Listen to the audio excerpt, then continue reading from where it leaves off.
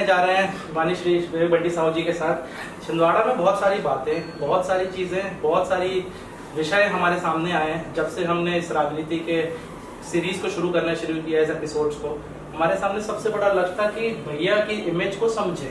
आप लोग आपको भैया की नज़र से भी देखते हैं, कुछ लोग बेटा की नज़र से भी देखते हैं, कुछ दोस्त की वजह से देखते हैं।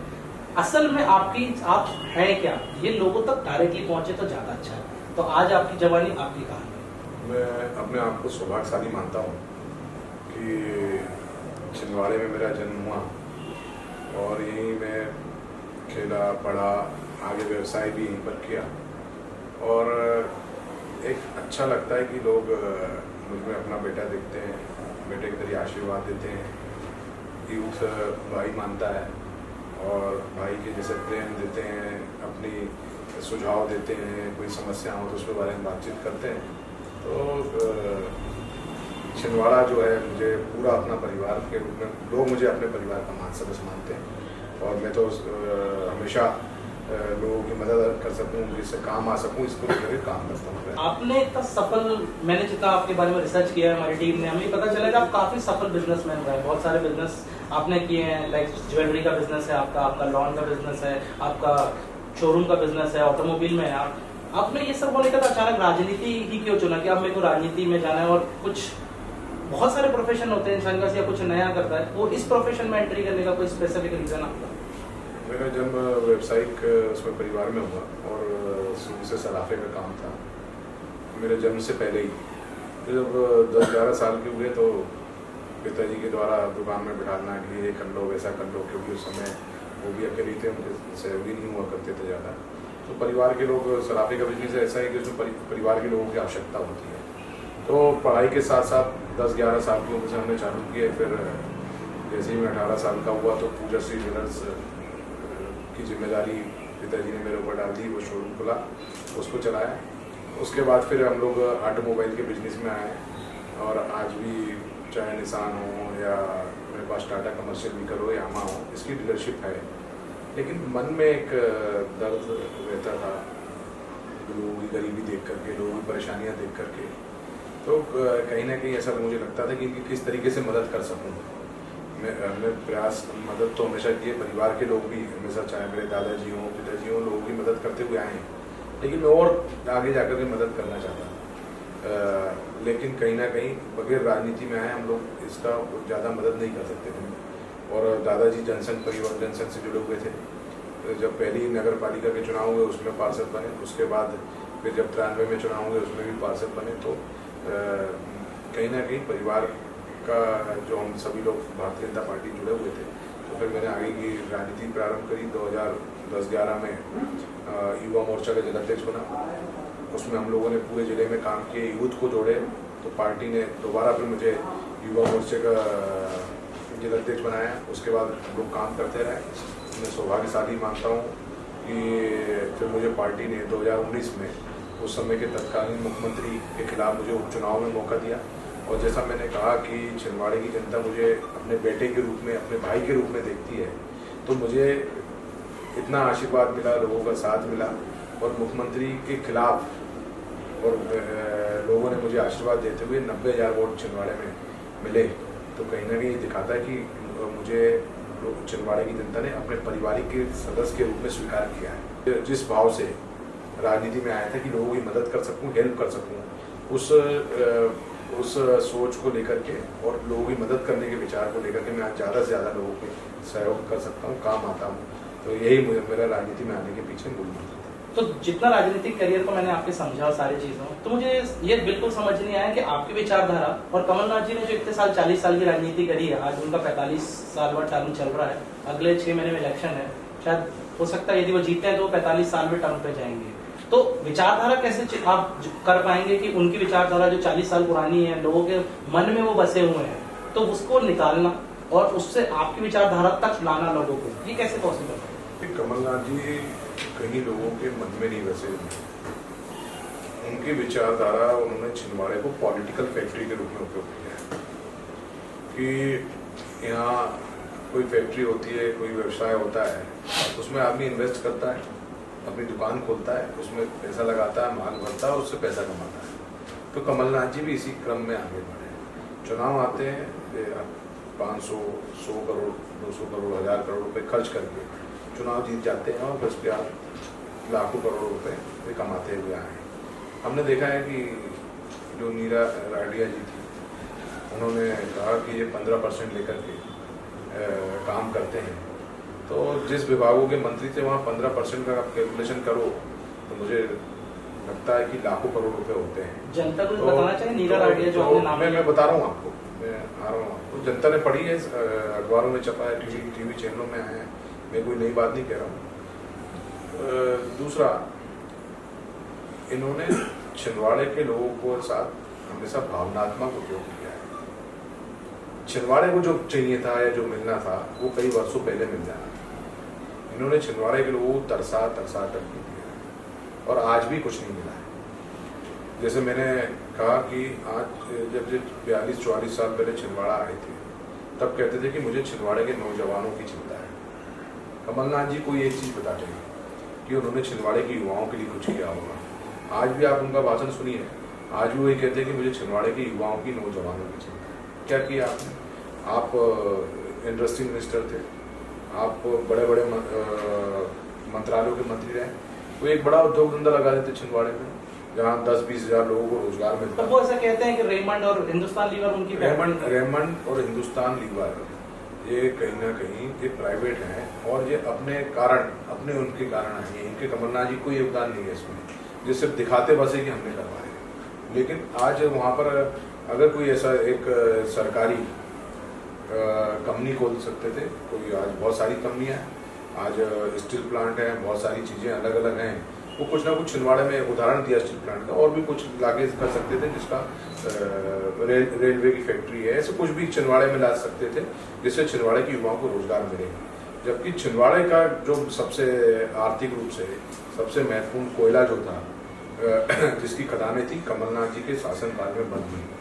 क्यों बंद हुई उसके पीछे कारण है कि कांग्रेस के लोग कोयले की चोरी में, कोयले के अवैध धंधे में लिप्त थे, खदानों को नुकसान हुआ, इसलिए खदानें बंद हुई। तो ये कहीं ना कहीं अब छिंदवाड़े की जनता समझ रही है। देखिए, मैं कहना चाहता हूँ कि आज जो छिंदवाड़े का विकास हुआ वो अपने दम पर था। आज जितने भी शोरूम खुले हैं उसमें क्या योगदान है कमलनाथ जी ने? किसी ऐसा लोग कहते हैं कि कहीं ना कहीं योगदान के तौर पर उन्होंने उनका सपोर्ट किया कि जो छिंदवाड़े का मूल परिवर्तन आया है 2003 के बाद, बिल्कुल, जब मध्य प्रदेश में भारतीय जनता पार्टी की सरकार बनी।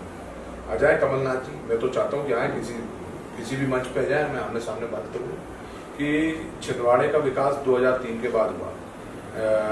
आज छिंदवाड़े में हम लोग बस स्टैंड से देख लें, मानसरोवर कॉम्प्लेक्स किसने बनाया? हमारी सरकार ने बनाया। आज मेडिकल कॉलेज हमारी सरकार ने बनाया। आज माचागोरा डैम, जहाँ से लाखों किसानों को सिंचाई के लिए साधन, तो शहर अभी पी रहा है और दूसरे गाँव भी पी रहा है, किसने दिया? हमारी सरकार, भारतीय जनता पार्टी की सरकार। कुछ झूठ बोलते हैं, सौतेला व्यवहार हुआ जिस वजह से मेडिकल कॉलेज से कुछ नहीं हुआ। कोई सौतेला व्यवहार, सिर्फ मैंने कहा ना, कमलनाथ जी का मूल मंत्र, मूल तंत्र और मूल सोच जो है भ्रष्टाचार।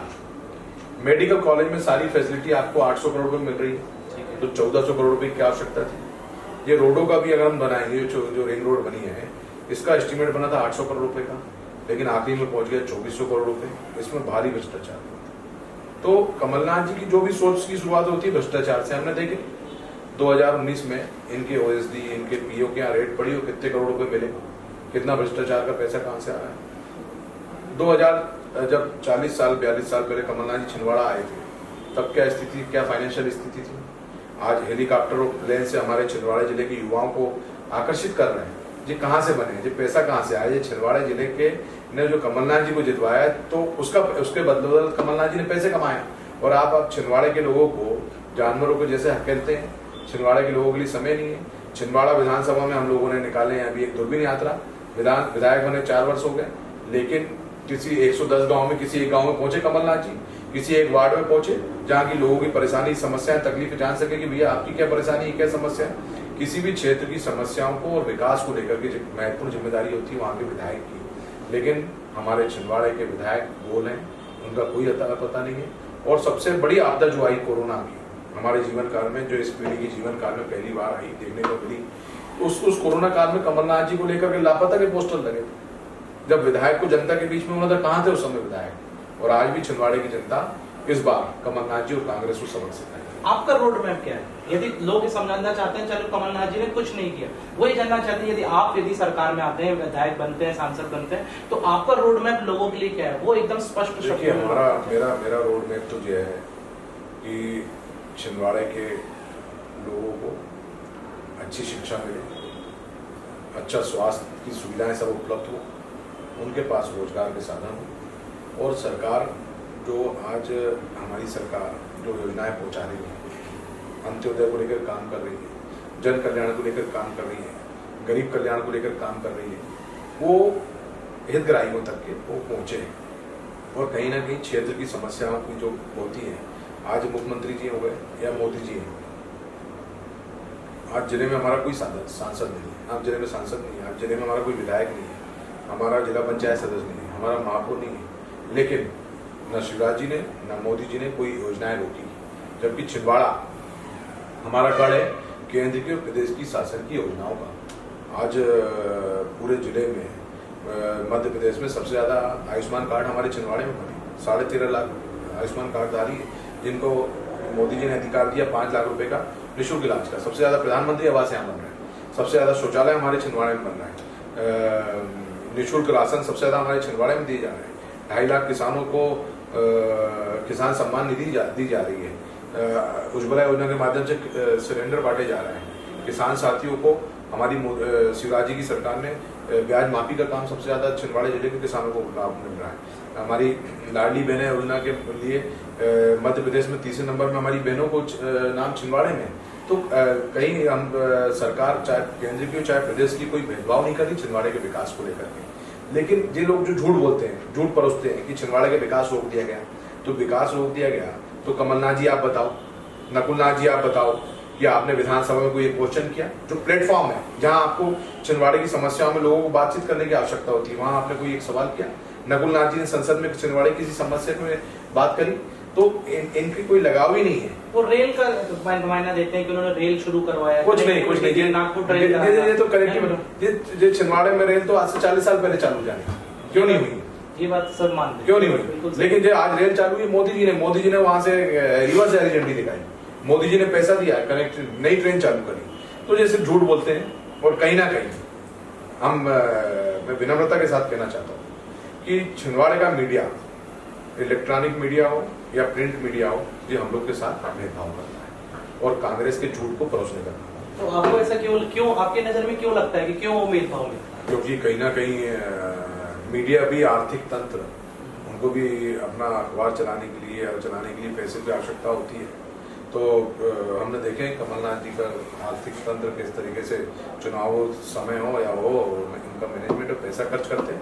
लेकिन जनता सच्चाई, अब सोशल मीडिया का जमाना है, सोशल मीडिया के माध्यम से हम लोग पहुंच रहे हैं और जनता को सच्चाई पता है और ये दिखाता है। कमलनाथ जी 40 साल से राजनीति कर रहे हैं, मुख्यमंत्री थे प्रदेश के, लेकिन उनके खिलाफ 90,000 लोगों ने वोट किया है। 90,000 लोगों ने वोट किया है। तो सोचिए उस समय जब इनका शासन था, इनका प्रशासन था, करोड़ों रुपए खर्च करे, शराब की नदियां बहा दी, कलेक्टर इनका था, प्रशासन इनका था, सब कुछ इनका था, पूरा दबाव था, हमारे कार्यकर्ताओं के ऊपर फर्जी, मेरे ऊपर फर्जी मामले बने, कार्यकर्ताओं के ऊपर फर्जी मामले बने। तब कमलनाथ जी के मात्र 1,12,13,14,000 वोट मिले, उनके खिलाफ 90,000 लोगों ने वोट किए। अब जो आने वाले समय में छिंदवाड़े की जनता उस समय की सोच के बैठी है कि जो उन्होंने गलती की, कमलनाथ जी को जितवाया, वो आज गलती को सुधारेंगे और भारतीय जनता पार्टी विजयश्री बनेगी। कमलनाथ जी मुख्यमंत्री थे, और जो मैंने कहा ना कि एक बार आप ही बातचीत करो, मैं आमने सामने बात करता हूँ। कमलनाथ जी 15 महीने मुख्यमंत्री रहे, बताएं छिंदवाड़े किस पंचायत को उन्होंने 1 रुपये दिया, किस नगर निगम को 1 रुपये दिया, किस नगर पालिकाओं को पैसा दिया, किस नगर पंचायतों को पैसा दिया? छिंदवाड़े के विकास के लिए उन्होंने 1 रुपये नहीं दिया। बनिस्पत वो कनान कॉम्प्लेक्स में उस कंपनी को 500 करोड़ रुपए एडवांस दे दिए, जहाँ 4 साल हो गए काम स्टार्ट नहीं हुआ। ये एक बड़ा भ्रष्टाचार है और इसकी जांच चल रही है, इसमें निश्चित तौर पर वो जेल जाएंगे। तो आपको लगता है आपकी सरकार आएगी तो ये सब चीजें पूरी तरीके से तैयार होंगी? रोड मैप जो आपने अभी बताया, इस रोड मैप के थ्रू अब आगे बढ़ेंगे। पर एक चीज अभी भी मेजर प्रॉब्लम जो दिखता है वो दिखता है कनेक्टिविटी का। मतलब यदि हमको कमलनाथ यदि आम जनता को डायरेक्टली, जैसा हमने ऑब्जर्व किया है कि कोई भी चीज, जैसे आप लोग ने भी एक नई मुद्दा उठाया है अभी कि कांग्रेस आप ले लें, परिवारवाद, और बहुत हुआ कांग्रेस और परिवारवाद इस बार, तो वो सब चीज को लेके, एक नौकरशाही को लेके आप लोग ने अभी वोकल फॉर लोकल एक नया कैंपेन शुरू किया है कि जिससे कि आप लोकल के आदमी को चुने, लोकल के आदमी को डायरेक्ट एक्सेस होगा कि वो आप तक आके डायरेक्टली अपनी समस्याओं तक पहुंचा पाएगा। ये सारी चीजें अब लोकल लोकल लोकल पे आप लोग ज्यादा कॉन्सेंट्रेट कर रहे हैं, पर ये चीज उनके भी बने हुए ऑफिसेस, उनके भी लोग हैं, डायरेक्टली प्रॉब्लम उन तक जाती है। हम जैसे उनके ऑफिस गए थे तो उन्होंने कहा कि ये समस्याएं रोज कमलनाथ जी रात में पढ़ते हैं, जितनी भी समस्याएं आती हैं फिर उसके जो हल होते हैं वो बताते हैं। इस पे आपका क्या कहना है? कभी कभी नहीं किसी की समस्या उन्होंने सुनी नहीं, यहाँ तक कि तो कांग्रेस भी परेशान थे, नौकरशाही, क्योंकि उनके सुना हूँ मैंने कि एक पीए, उसके नीचे फिर एक पीए, उसके फिर नीचे एक पीए, उनके यहाँ एक पीए, तो 2500 पीए के 2500 पीए हैं, तो वो जनता परेशान हो जाती है, मिलते नहीं है, समय नहीं है। और जो कांग्रेसी है उनको 25-50 लोगों को पैर पड़ना पड़ता है, तब कमलनाथ जी से या नकुल नाथ जी से मिल पाते हैं। और मुझे तो कांग्रेसी मित्र रोना रोते हैं कि नकुल नाथ जी तो नाम तक नहीं जानते, जिन्होंने अपना पूरा जीवन पार्टी के लिए समर्पित कर दिया, उनके नाम तक नहीं जानते। तो अभी आने वाला समय दिखाएगा कि नौकरशाही, परिवारवाद को छिंदवाड़ा की जनता ने नकार दी है। देखिए अब जनता भी समझदार हो गई, किसी नौकर से वो दबने वाली नहीं है, किसी से नहीं होने वाली। अपनी जिनकी जिम्मेदारी जनता ने तय करी कि कमलनाथ जी को हमने विधायक बनाया, हमारी परेशानी को सुने, उनके पास तो सुने नहीं ना वो सुनते। मैंने कहा कि छिंदवाड़ा विधानसभा के 110 गांव में 4 साल हो गए, कमलनाथ जी आज तक नहीं गए। कमलनाथ जी हमारे नगर के किसी एक वार्ड में नहीं गए कि वहाँ समस्याएं, परेशानी सुन सके, तो जनता जवाब देगी। अभी जो आप देख रहे हैं घोषणाओं का दौर चालू है, अभी आपके साइड से भी बहुत घोषणाएं हो रही है, बीजेपी से, कांग्रेस से भी बहुत घोषणाएं हो रही है। अचानक ये सब 6 महीने पहले क्यों शुरू होता है? देखो, यदि किसी को लाभ पहुंचाने का उद्देश्य है तो पहले से भी होना चाहिए। नहीं तो वो शिवराज जी ने कोई ऐसी घोषणा नहीं बोली कि हम चुनाव के बाद करेंगे। शिवराज जी तो अभी दे रहे हैं लाडली बहन, 5 साल की गवर्नमेंट पहले से दे रहे हैं, चाहे किसान सम्मान निधि हो, कितनी योजनाएं आप सोचो। मैं कमलनाथ जी से भी कहना चाहता हूँ, आपने अच्छे याद दिलाए, 2003 के पहले हमारे मध्य प्रदेश में लाखों बेटियों को घर में मार दिया जाता था, या उसका जन्म लेती गला घोट के मार दिया जाता था। 2003 के पहले मध्य प्रदेश में 1000 बेटों के पीछे 912 बेटियां जन्म लेती थी, क्योंकि बेटी को अभिशाप समझा जाता था, बेटी को बहुत समझा जाता था, और ये समझा जाता था कि बेटी ने अगर जन्म ले ली तो हमारे घर में कर्जे का जन्म हो गया। लेकिन 2003 के बाद भारतीय जनता पार्टी की समान सरकार बनी, और जब उसकी कमान शिवराज सिंह चौहान जी ने संभाले तो सबसे पहले बेटी बचाओ बेटी पढ़ाओ योजना लाए। उसी में से लाडली लक्ष्मी योजना निकली, जिसमें बेटी के जन्म से लेकर के बेटी के विवाह और बेटी की शिक्षा की सारी जिम्मेदारी हमारी भारतीय जनता पार्टी की सरकार है। एक माहौल बनाया कि बेटी बोझ नहीं है, बेटी तो वरदान है। जब कांग्रेस के शासनकाल के समय बेटी जन्म लेती थी तो पूरा परिवार रोता था, लेकिन आज बेटी जन्म लेती है तो उसका स्वागत होता है, पटाखे फूटते हैं, बाजे बजते हैं। ये भारतीय जनता पार्टी की सबसे बड़ी ये बात और एक सामाजिक सरोकार वाली योजना थी। और वो परिवर्तन देखिए कि 2003 में जब कांग्रेस की सरकार थी तो 1000 बेटों के पीछे 912 बेटे जन्म लेती थी। आज का मध्य प्रदेश है जहां 1000 बेटों के पीछे 972 बेटियां जन्म ले रही है। ये भाजपा की योजना है, ये शिवराज सिंह चौहान जी की योजना है, ये कोई चुनावी वायदा नहीं था। उसी को जोड़ करके आज उन्होंने लाडली बहना योजना लाया। हम लोग बात करते हैं बहनों की आर्थिक सशक्तिकरण की, तो आर्थिक सशक्त बहनें कैसे होगी? उनके पास पावर होगा, उनके पास आर्थिक रूप से मजबूत होगी, तभी हमारी बहनें आर्थिक सशक्तिकरण की ओर और महिला सशक्तिकरण की ओर हम लोग जा सकते हैं। अब कैसे किए शिवराज सिंह चौहान जी ने? पहले बहनों को पावर दिया, अधिकार दिए कि 50% बहनें पार्षद बनेगी, 50% बहनें सरपंच बनेगी, 50% बहनें हमारी जिला पंचायत सदस्य बनेगी। नहीं तो पहले क्या होता था, पूरे जिले में 1 या 2 कोई बहनें हमारी सरपंच बन पाती थी, एक आध कोई बहन पार्षद बन पाती थी। लेकिन शिवराज जी ने आदेश लाया, कानून बनाया कि 50% बहनों को अधिकार दिया, और आज आप देखिए 50% बहनें हमारी पार्षद हैं। ये आर्थिक रूप से ये पावर बहनों को मिला, और आर्थिक रूप से मजबूती के लिए लाडली बहना योजना, ये बहनों को 1000 रुपये प्रति माह देने का काम हमारी सरकार कर रही है। इससे निश्चित तौर पर हम लोग महिला सशक्तिकरण की जो बात करते हैं, हमारी महिलाएं सशक्त होंगी। तो जैसे कि एक दौर था जो मैं समझ पा रहा था कि अभी मैंने देखा कि मतलब ये खबरें बाहर से आई, और फिर जहाँ तक हमने रिसर्च किया हमें पता चला कि ये डेटा कलेक्शन का जो काम है ये नॉर्मली लीगल जो रूलिंग गवर्नमेंट होती है ये सिर्फ वही कर सकती है। देखिए योजनाएं सिंपल सी बात है, योजनाएं कोई लाता है तो ये नारी सम्मान वो योजना पे डेटा कलेक्शन सरकार लाती है। अब इन्होंने नारी सम्मान योजना एक लाए हैं। नारी सम्मान मन से और दिल से होता है। हमने देखा है कि कांग्रेस नेताओं के उसमें कमलनाथ जी भी हैं, दिग्विजय सिंह भी है। उन्होंने पहले बहनों को किस तरीके से बातें करके, मैं यहाँ बोलना नहीं चाहता वो शब्द, किस तरीके से बातें करके, अपमानजनक बातें करके उनको अपमानित करने का काम किया है। तो दिखाता है कि इनके मन में कोई नारी के प्रति सम्मान नहीं है। और मैं बताता हूँ, उससे में आ रहा हूँ।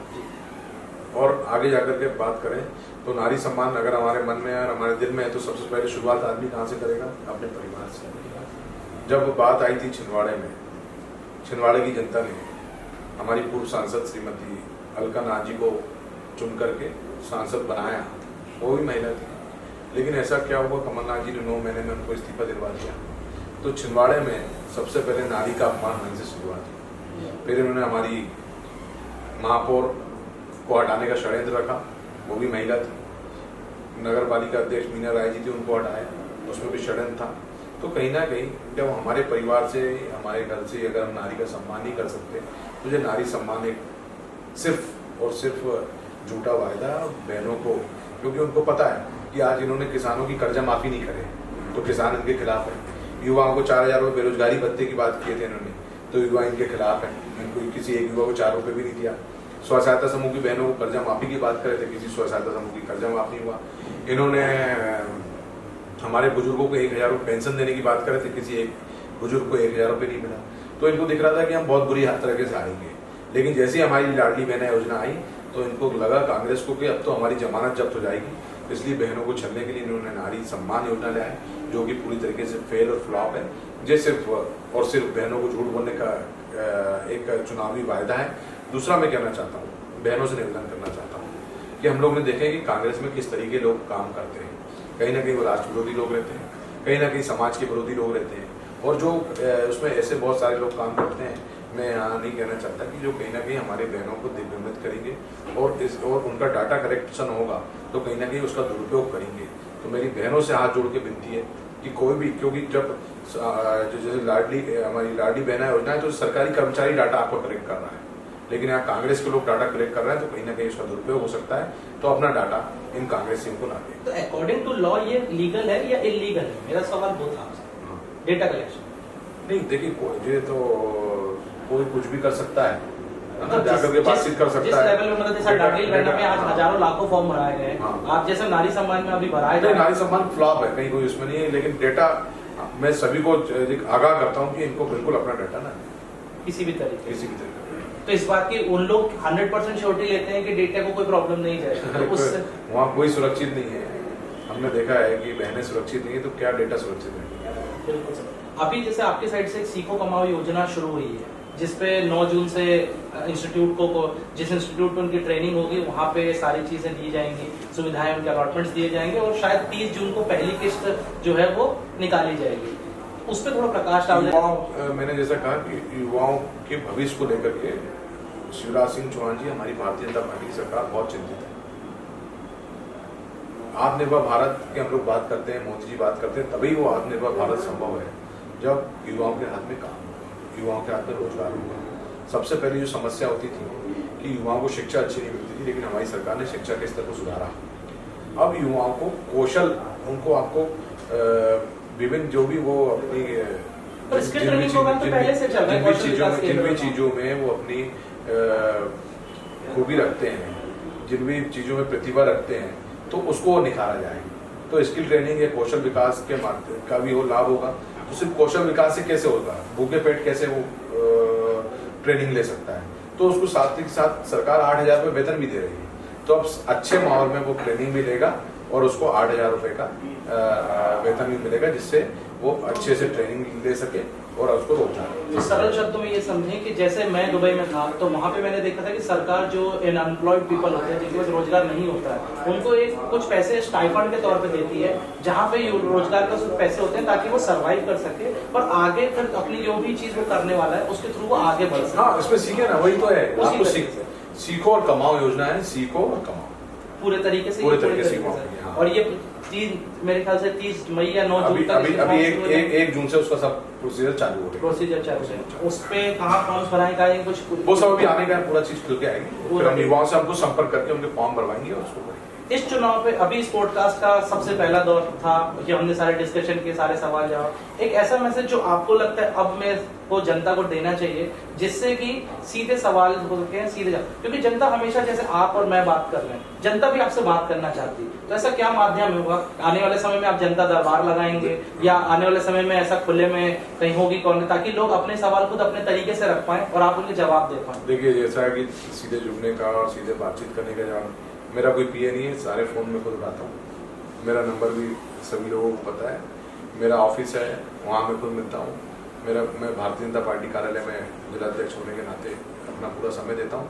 तो जनता से कनेक्ट होने के लिए मुझे किसी पीए की या किसी उसकी आवश्यकता नहीं है, आप डायरेक्ट कभी भी मुझसे मिल सकते हैं, मुझे फ़ोन कर सकते हैं, कोई समय का बंधन नहीं। रात में क्योंकि समस्या है तो आप मुझे फ़ोन करो, मैं आपकी समस्या हल करने के लिए बैठा हूँ। और जो मेरा लक्ष्य है और जो मैं जिस भावना के साथ राजनीति में आया हूँ कि लोगों के काम आ सकूँ, उनकी परेशानी समस्या तकलीफों को दूर कर सकूँ, उस लक्ष्य को मैं लेकर के मैं काम कर रहा हूँ। और निश्चित तौर पर मैं इस लक्ष्य की पूर्ति के लिए कभी किसी को बीच में नहीं आने दूंगा, मैं डायरेक्ट आप लोग से साथ में जुड़ा हूँ। कहीं भी मेरी आवश्यकता पड़े तो आपका बेटा, आपका भाई आपके साथ, आपके बीच में। काफी बहुत देर से चर्चा हो गई तो हमें लगता है प्लीज है कॉफी वॉफी पिलाओ सर को, आज पहली बार हमारे पहले पॉडकास्ट में आए हैं। थैंक यू दादा। एक चर्चा जो बहुत घूम रही है कि बहुत सारे ऐसे कुछ भाजपाई नेता हैं जो कांग्रेस में शामिल होना चाहते हैं, ये बात बहुत धीरे धीरे हवा बाहर सुनाई दे रही, तो इस पर कितनी सच्चाई है? आपसे अच्छा कौन बता पाएगा? नहीं, ऐसा कुछ नहीं है। ये मैंने कहा था आपको कि ये कांग्रेस का षड्यंत्र रहता है छिंदवाड़े में कि इस तरीके से कुछ माहौल निर्मित किया जाए कि लोगों को दिखे कि भाजपा में फूट है या भाजपा के कोई वरिष्ठ लोग कांग्रेस में जाने वाले हैं। हम सभी लोग एक परिवार के रूप में हम लोग काम कर रहे हैं और सभी की विचारधारा जो भारतीय जनता पार्टी में जो लोग हैं, हमारी सबकी विचारधारा, हम लोग इसी सोच से भारतीय जनता पार्टी में आए कि भगवान राम का भव्य मंदिर बने, कश्मीर से धारा 370 हटे, भारत माता परम वैभव में पहुँचे, हमारा देश तरक्की करे, आगे बढ़े, भ्रष्टाचार खत्म हो। हम सभी की विचार यही है, सभी की विचारधारा यही है। तो और हाँ, जो हमारी सरकार ने मोदी जी के नेतृत्व में ये सभी विचारों को पूरा करी है, तो मुझे नहीं लगता कि ऐसा कोई है। ये कांग्रेस का बड़ा षड्यंत्र है कि वो हम लोगों में कहीं कोई ऐसे मतभेद वाली बात तो नहीं है, ना कोई लड़ाई झगड़े वाली बात है, लेकिन वो दिखाना चाहती है, जैसा मैंने कहा ना, यहाँ का मीडिया कहीं ना कहीं मैनेज रहता है और बातें होती है। तो हम सब लोग एक हैं, कहीं हम लोग अलग नहीं है पार्टी में, कहीं कोई ऐसे टूट फूट या कोई कांग्रेस में जाना, क्योंकि हम सब आत्मसम्मान वाले लोग हैं और जिसमें आत्मसम्मान की बात नहीं होती वही कांग्रेस में जाता है। पर सर हमेशा जो हमको समझ में आता है, बीजेपी को लोग हिंदुत्व वाली पार्टी की तरफ ज्यादा ध्यान देते हैं। मतलब मेरे को छिंदवाड़ा का जो डेमोग्राफिक है, मैं यहाँ पे पला बड़ा हूँ, सीखा हूँ, जनता चीजों को देखा हूँ, जो मेरे 30 साल मुझे यहाँ बिताए हुए हो गए, पर यहाँ मैंने उस चीज को ज्यादा बढ़ावा नहीं देखा। यहाँ लोग हमेशा विकास पे ज्यादा ध्यान देते हैं, ये हिंदुत्व, और लोगों की धारणा जो सामने बनी है वो लोग ये होती है कि बीजेपी एक हिंदुत्व पार्टी है। इस पे आपका नजरिया क्या है? यहाँ पे भी हिंदुत्व को लेके ही आगे कुछ होगा या फिर एक सिर्फ विकास की बात होगी? नहीं, हमने कहा ना, हमारी विचारधारा भगवान राम का भव्य मंदिर बनना चाहिए। हमारी विचारधारा कश्मीर से 370 हटे, इस विचारधारा को लेकर के आए हैं। और छिंदवाड़े के लोग भी भारतीय जनता पार्टी जुड़े हैं, यहाँ पर हमारे विधायक बने हैं लगातार, तो कहीं ऐसा नहीं है कि कहीं कोई अलग चीज़ें हों। लेकिन एक चीज़ जरूर है कि विकास की जो बात आप कर रहे हैं, छिंदवाड़े का विकास जो हुआ है वो भारतीय जनता पार्टी के शासनकाल में हुआ है और छिंदवाड़े की जनता अब भारतीय जनता पार्टी का पूरे साथ में है और आगे आने वाले विधानसभाओं में 7 की 7 सीट भारतीय जनता पार्टी जीतेगी। और आप लिख के रख लीजिए, अगली बार दिल्ली में छिंदवाड़े का जो सांसद का प्रतिनिधित्व करेंगे वो भारतीय जनता पार्टी का ही कार्यकर्ता होगा।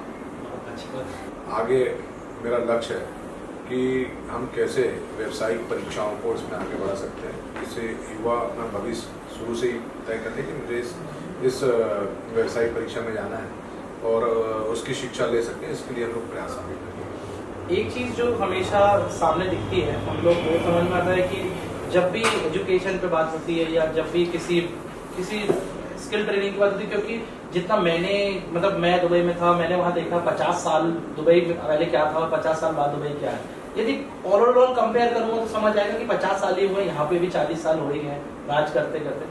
पर एक चीज जो हमेशा से दिखती है कि लोग कंपेयर करते हैं सिवनी से, बालाघाट से, बैतूल से, कि इन आसपास के नरसिंहपुर से, आसपास के जिलों को देखो, छिंदवाड़ा को देखो क्या प्रगति पे। और पर जो दूसरा युवा है, दूसरा साइड है, वो ये कहता है कि कंपेयर क्यों नहीं करते जबलपुर से, कंपेयर क्यों नहीं करते इंदौर से, भोपाल से, नागपुर से। क्योंकि जैसे नागपुर का देखें तो वहां भी सांसद ही है जो आप देखेंगे नितिन गडकरी जी, जिन्होंने डेवलपमेंट के नाम पे नागपुर को आज देखा जा सकता है। तो ये दो अलग अलग विचारधारा है छिंदवाड़ा में जो दिखती है, इस पे आपका नजरिया क्या है कि कौन सी विचारधारा पे आप समर्थन? छिंदवाड़ा का ये है कि छिंदवाड़े को प्रकृति ने भरपूर आशीर्वाद दिया है। ऐसे बहुत कम जिले देखने को मिलेंगे जहाँ खनिज भी है, एक अच्छी फसल भी होती है, संतरा भी हमारे यहाँ है, कपास भी हमारे यहाँ है, कोदो कुटकी भी हमारे यहाँ है। तो प्रकृति ने भरपूर आशीर्वाद दिया है। आज संतरा की बात की जाए तो हमारे यहाँ का संतरा, भराई वो नागपुर ऑरेंज से बात होती है, लेकिन पैदा तो हमारे जिले में ही होता है। आज सीताफल की बात करें तो हमारा छिंदवाड़ा का सीताफल विदेशों में एक्सपोर्ट हो रहा है। आज कोदो कुटकी की बात करें तो वो हमारे तामिया क्षेत्र में पर्यटन की दृष्टि से भी सब कुछ है। तो मैंने कहा कि आज छिंदवाड़े से 7 बड़ी नदियां निकलती हैं जो करोड़ों लोगों को पानी पिला रही है। तो छिंदवाड़े में भरपूर मात्रा में छिंदवाड़े को उठाने के लिए और डेवलपमेंट के पूरी प्रगति ने तो अपना आशीर्वाद दिया है। और छिंदवाड़े में आप एक चीज़ देखेंगे कि आप दूसरे जिलों से, चाहे सिवनी से, बालाघाट से या नरसिंहपुर से कंपेयर करते हैं तो हमको दिखता है कि ज़्यादा विकास है, बढ़ता हुआ। इसके पीछे कारण सिर्फ छिंदवाड़ा के लोग हैं। हमारे यहाँ के छिंदवाड़ा के लोगों की परचेसिंग पावर जो कहना चाहिए वो मजबूत है और नए नए इनोवेशन, नई नई खोज, नई नई शुरुआत करते हैं और उसका लाभ छिंदवाड़े को मिला। ये सारी बड़ी कंपनियों के यहाँ पर शोरूम है, तो इसके पीछे सिर्फ छिंदवाड़े के लोग हैं। लेकिन जो पॉलिटिकल रूप से जो बैकग्राउंड में जो सहयोग मिलना था जिससे छिंदवाड़ा और आगे बढ़ता, वो कभी छिंदवाड़े को मिला नहीं। सिर्फ छिंदवाड़े को छला गया है कांग्रेस की तरफ से, कमलनाथ जी की तरफ से। लेकिन अब हम लोग देख रहे हैं जब से 2003 में मध्य प्रदेश में भाजपा की सरकार बनी, लगातार छिंदवाड़े का विकास ही पैसा आ रहा है। मैंने इसके पहले भी आपको बताया कि छिंदवाड़ा केंद्र प्रदेश की सरकार की योजनाओं का गढ़ है। तो अब छिंदवाड़े को एक अलग नजरिए से हम लोग देखना चालू कर रहे हैं और एक अलग तरीके से बढ़ाने का। तो आपका कहने का मतलब है कि आप नागपुर बनाने की कोशिश करें, ना कि आने वाले समय में ये बताएंगे कि यदि आपकी सरकार बनती है तो आप ये नहीं बताएंगे कि आप सिवनी को देख लो, बालाघाट को देख लो, पर आप ये बोलेंगे कि नहीं, नागपुर को देख लो, छिंदवाड़ा को देख लो। छिंदवाड़ा को हम नागपुर की क्यों बात करें, हम अपने छिंदवाड़े की बात करें। पूरे मध्य प्रदेश में ये बात होना चाहिए कि छिंदवाड़ा ऐसा बड़ा है, हम अपने शहर को वैसा बढ़ाएं। डेवलपमेंट की बात, हाँ मैं कह रहा हूँ ना, हम मेरी सोच तो ये है कि हम छिंदवाड़े को नागपुर या जबलपुर से कंपेयर ना करें। दूसरे जिले वाले बोले कि छिंदवाड़ा जैसे हमारा जिला हो, तब हम हमारा प्रयास सफल हो। बहुत अच्छी बात है, ये बहुत अच्छी बात है। ये इस तरीके की विचारधारा कहीं ना कहीं आगे ले जाती है बहुत सारी चीजों पे। और सबसे इम्पोर्टेंट जो है कि यूथ को ये कनेक्ट होना चाहिए, क्योंकि हर वक्त सबसे इम्पोर्टेंटली देश हो या एक घर हो, दोनों चीज यूथ से ही बढ़ती है। जब यदि वो पढ़ा लिखा हो, एजुकेशन अच्छा हो, सारी चीजें हो, तो वो सबसे ज्यादा इम्पोर्टेंट है। अभी की डेट पे हमें ऐसा लगता है कि ये सारी चीजें पहले एपिसोड है, आने वाले समय में हम और ऐसे एपिसोड्स लाते रहेंगे जहां पे डायरेक्टली 1-to-1 बात। आने वाले समय में हम जनता को भी हमारे साथ लाएंगे, जो प्रमुख लोग हैं, जो समाज किसी भी तरह की कोई भी सवाल जवाब हो, आप चाहे तो आप डायरेक्टली हमारे चैनल पे या जहाँ पे आपका पेज है उस पे भी यदि ये पोस्ट होता है तो उस पे भी सारी चीजें सवाल जवाब आप पूछ सकते हैं जो भी है। और यदि किसी के कोई पर्सनल 1-to-1 मीटिंग करना चाहता है तो वो डायरेक्टली आपसे मिल सकता है। तो इस पॉडकास्ट को समाप्त करते हैं। होपफुली आप लोगों को बहुत अच्छा लगा होगा, सारी चीजें एंजॉय की होगी। आने वाले समय में ये छिंदवाड़ा में पहले बार एक पॉडकास्ट होने जा रहा है जिसकी ये शुरुआत है, तो उम्मीद करता हूँ छिंदवाड़ा वासियों को कि इसको सपोर्ट करें। ऐसे करके हम आने वाले में उम्मीद करेंगे कि छिंदवाड़ा के बड़े बड़े IAS, IPS और पॉलिटिशियंस इस चुनाव तक हमारे बीच आए, ताकि हम ज्यादा से ज्यादा उस आवाज को जनता के बीच पहुंचा पाए। धन्यवाद।